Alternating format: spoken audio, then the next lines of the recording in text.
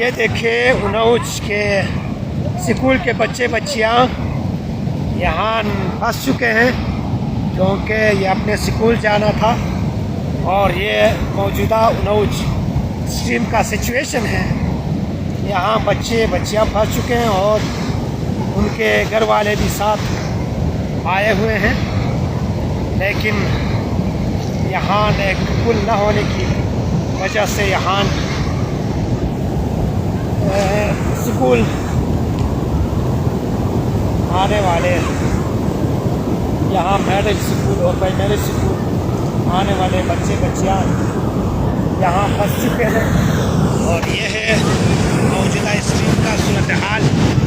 यहाँ जो एक छोटा पुल था वो बहा ले गए।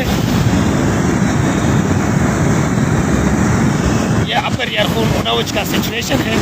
तो गुजारिश करता हूँ एडमिनिस्ट्रेशन अपर चित्राल से इन बच्चे बच्चियों के लिए यहाँ एक छोटा सा पुल बनाया जाए ताकि यहाँ स्कूल में आने जाने वाले बच्चों के लिए मसला न बने। और ये सिचुएशन अक्टूबर नवंबर तक जारी रहेगा, तो इसमें कंट्रोल की ज़रूरत